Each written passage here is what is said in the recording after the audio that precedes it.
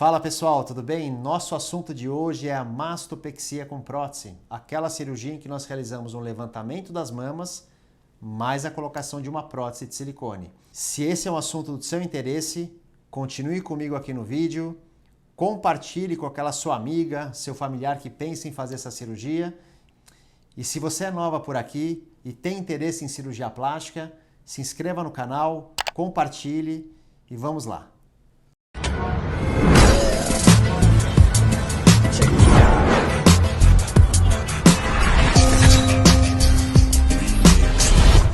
Bom, pessoal, então vamos lá falar sobre essa cirurgia que eu tenho uma grande paixão, que é a mastopexia com prótese. Eu sou o Dr. Marcelo Di Martino, cirurgião plástico, atuo aqui na cidade de São Paulo e vou ter o maior prazer em passar informações sobre cirurgia plástica para vocês. Doutor, eu já ouvi falar em vários termos para cirurgias de mama, como mamoplastia redutora. Qual a diferença desses termos? Então, quando nós falamos mastopexia, significa levantamento das mamas. E a mastopexia pode ser com a colocação de um silicone ou sem a colocação de silicone. E a mamoplastia? Mamoplastia é qualquer cirurgia em que nós realizamos uma plástica nas mamas. Então a mamoplastia pode ser redutora, quando eu realizo uma plástica de redução das mamas, ou mamoplastia de aumento, que é quando eu realizo um aumento das mamas. Então por isso que acaba fazendo um pouco de confusão. Então, mastopexia é levantamento. Mamoplastia, qualquer cirurgia plástica nas mamas. Mamoplastia redutora, quando eu vou reduzir. Mamoplastia de aumento, quando eu vou colocar um silicone para aumentar as mamas.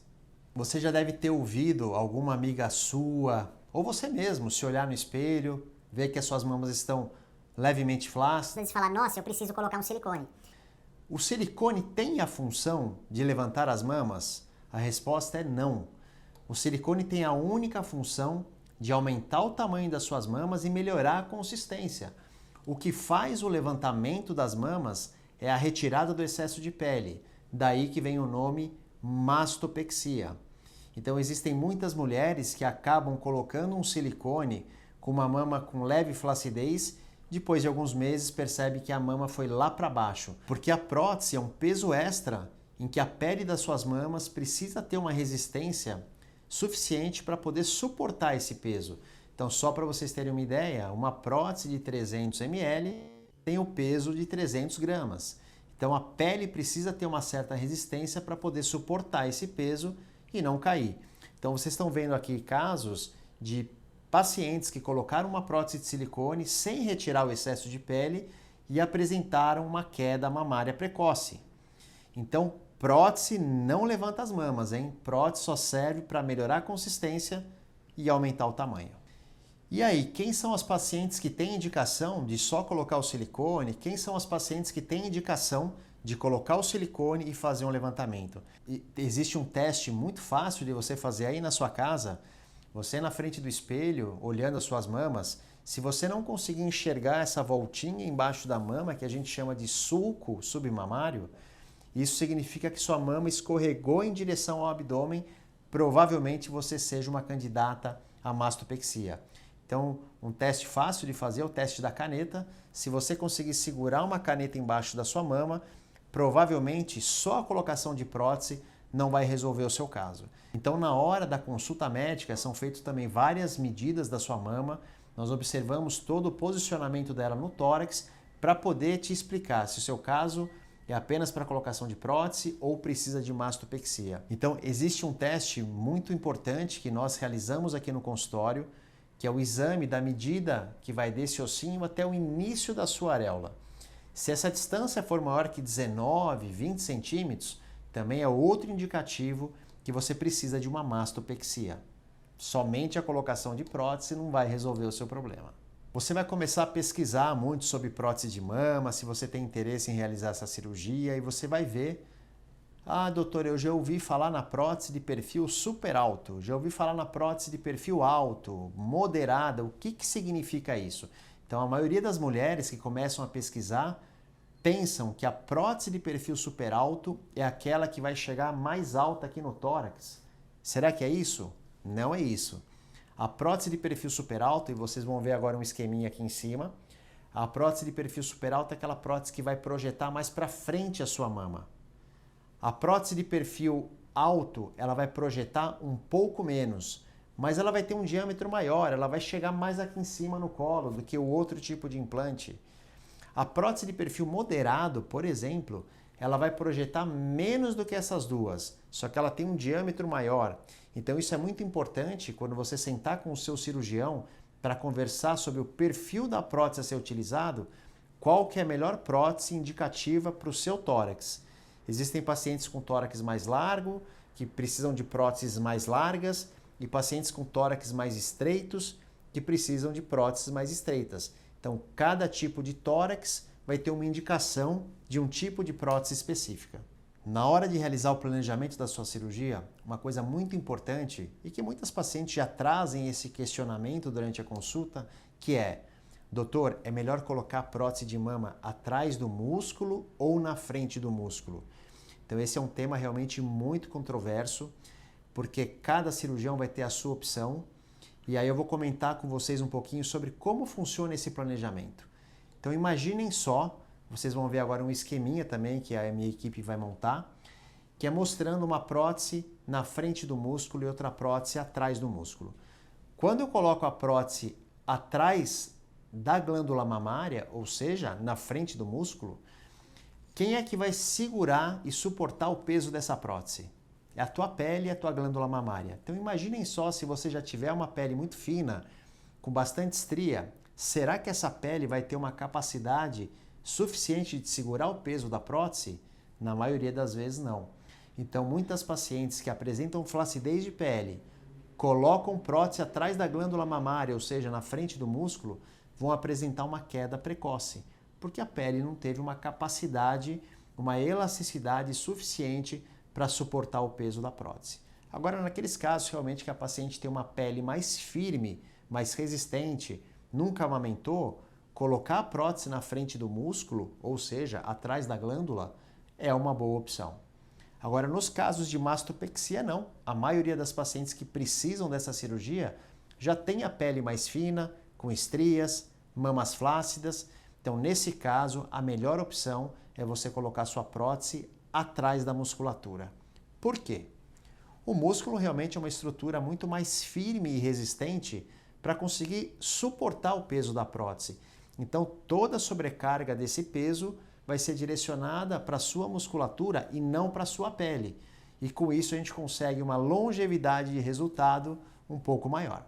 O que é então essa mastopexia com a colocação da prótese atrás da musculatura?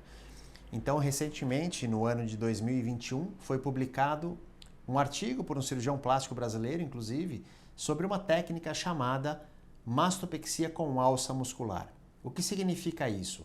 A mastopexia com alça muscular, além da cobertura da prótese pelo músculo peitoral, nós também confeccionamos uma alça de músculo que vai segurar o implante na parte inferior e na parte lateral.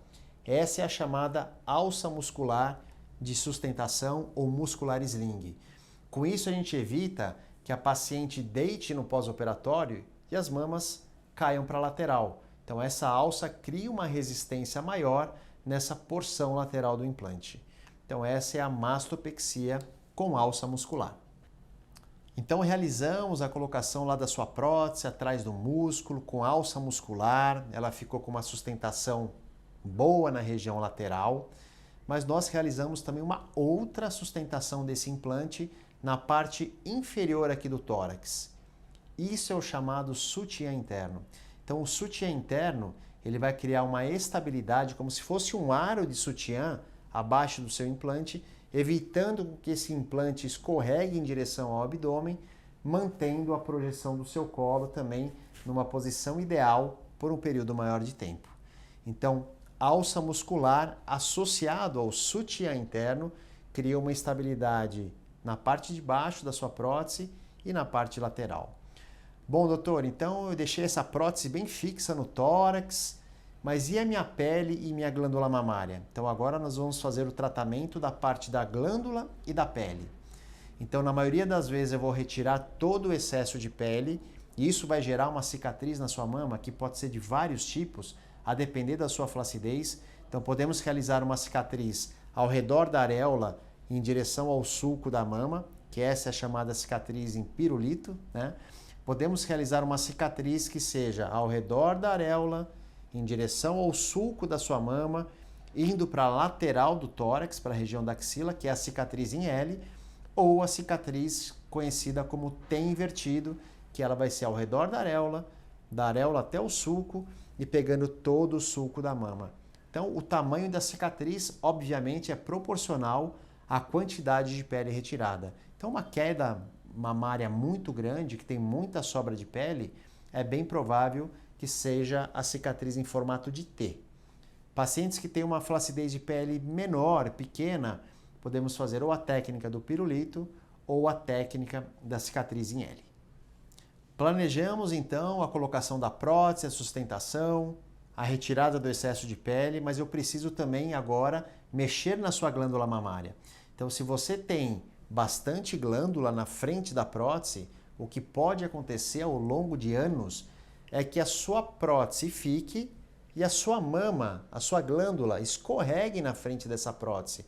Porque o que eu sustentei não foi a sua mama, foi a sua prótese.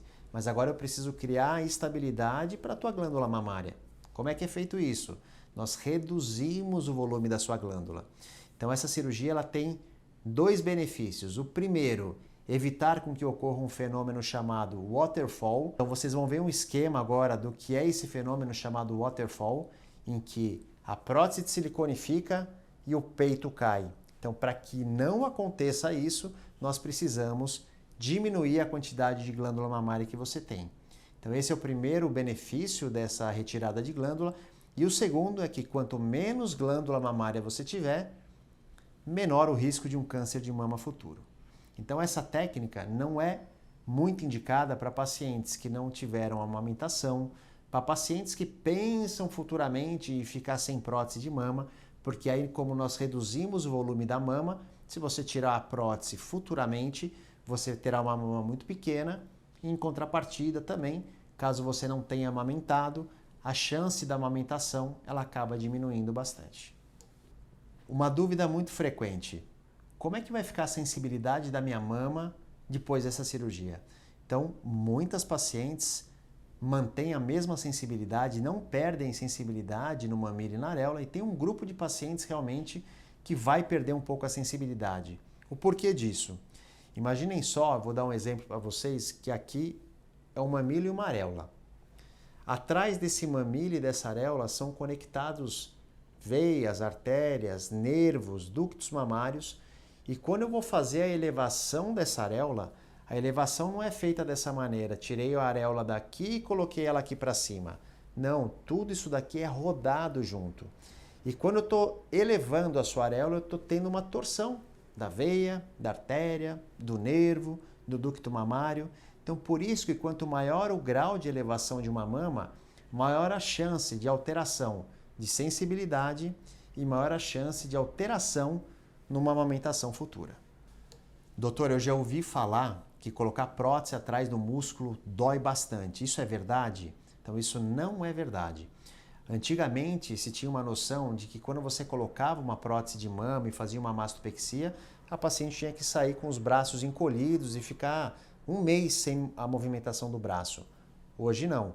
Como a gente cria essa estabilidade ao redor da prótese, a gente já libera a paciente para no dia seguinte da cirurgia realizar esse movimento, o braço para frente, o braço para lateral, porque com isso a gente consegue alongar a musculatura e à medida que o músculo alonga em cima do implante, a sua dor diminui.